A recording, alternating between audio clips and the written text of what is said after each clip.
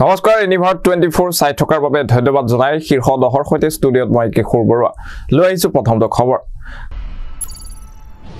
কাৰ্বি আংলঙত বিক্ষিপ্ত ঘটনা পাহাৰীয়া জিলাখনত 144 ধাৰা জাৰি কৰাৰ পিছতেই যাত্ৰীবাহী বাছৰ চলাচল বন্ধ মাটিৰ পট্টাক কেন্দ্ৰ কৰি সংঘাত হৈছিল হিন্দী ভাষী লোক আৰু কাৰ্বি যুৱকৰ মাজত শুকুৰবাৰে নিশাও কাৰ্বি আংলঙৰ ভিন্ন স্থানত অব্যাহত থাকিল প্ৰতিবাদ মহালগুৰিত পুনৰ ফুটিল পানীৰ পাইপ ভঙাগড় উৰণীয়া সেতুৰ তলত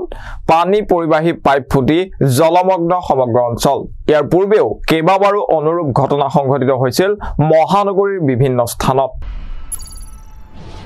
আজি পঞ্চম দিনাও অব্যাহত আছে কৃষকৰ প্ৰতিবাদ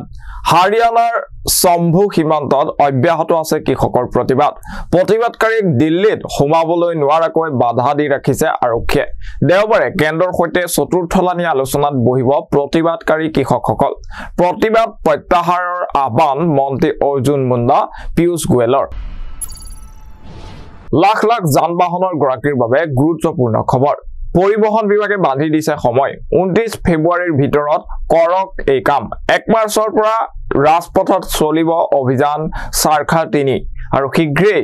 কৰক বাহনৰ যাৱতীয় কামকাজ আপোনাৰ যদি বাহনৰ ইন্সুৰেন্স নাই আজিয়ে কৰক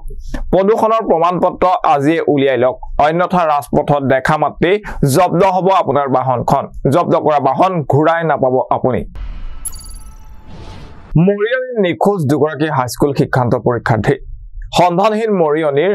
নাগাজংকা কল্যাণপুৰৰ দুগৰাকী ছাত্ৰী সোমবাৰে ঘৰৰ পৰা ওলাই গৈছিল ছাত্ৰী দুগৰাকী নাৰী সৰবৰাহকাৰী চক্ৰৰ কবলৰ পৰা সন্দেহ প্ৰকাশ ছাত্ৰী দুগৰাকীৰ নিখোজৰ সন্দৰ্ভত মৰিয়নি থানাত এজাহাৰ দাখিল কৰিছে পৰিয়ালে ছাত্ৰী দুগৰাকী ভালে থকা বুলি এগৰাকী ছাত্ৰীৰ পৰিয়াললৈ হোৱাটছআপ যোগে মেছেজ কৰা হৈছে আৰু এইখিনিতে শীৰ্ষ দহত সময় হৈছে চমু বাণিজ্যিক বিৰতিৰ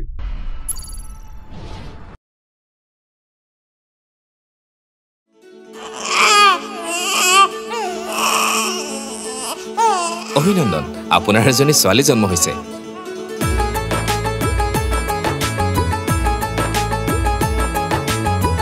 লাহি পাহি এজনী পৰি আহিলে ঘৰখন উজলি বেটি বচাও বেটি পঢ়াও বেটি বচাও বেটি পঢ়াও বেটি বচাও বেটি পঢ়াও বিৰতিৰ পাছত পুনৰ স্বাগতম জনাইছো শীৰ্ষ দহৰ মাজলৈ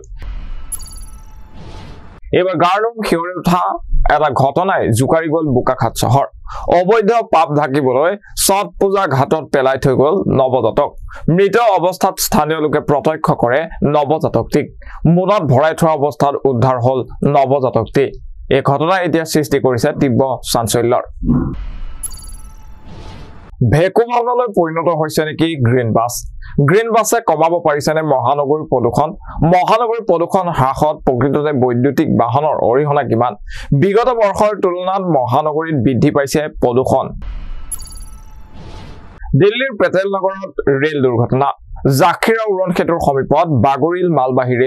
ৰেল পথৰ পৰা বাগৰি পৰে 10টাকৈ ডবা আইৰন চিটছ কঢ়িয়াই আনি আছিল মালবাহী ৰেলখনে আৰু মুম্বাইৰ পৰা চণ্ডীগড় অভিমুখে গৈ আছিল মালবাহী ৰেলখন হৰাই ৰহিলা ৰেল ষ্টেচন পোৱাৰ পূৰ্বে সংঘটিত হয় এই দুৰ্ঘটনাটো নিৰ্বাচন কেন্দ্ৰিক বিষয়ৰ বিৰোধী ঐক্য মঞ্চৰ সভাপতিলৈ পত্ৰ প্ৰেৰণ আপ অসমৰ সভাপতি ডক্টৰ ভৱেশ চৌধুৰী নিৰ্বাচনত বিজেপিক পৰাভূত কৰিবলৈ বিৰোধীক সাজু হ'বলৈ আহ্বান জনাইছে বিৰোধী ঐক্য মঞ্চত থাকি 3টা সমষ্টিত প্ৰাৰ্থিত্ব দিব আপ অসমে আমিৰ খানৰ দংগলত অভিনয় কৰা সুহানী ভাটনাগ আৰু নাই ভুল চিকিৎসাৰ বলি হৈ মৃত্যু খাব দিলে অভিনেত্ৰীগৰাকীয়ে 19 বছৰ বয়সতে মৃত্যু জনপ্ৰিয় অভিনেত্ৰীগৰাকীৰ আৰু ইয়াৰ লগে লগে শীৰ্ষ দহৰ পৰা মই কিশোৰে বিদায় লৈছো চাই থাকিব এনিভাৰত 24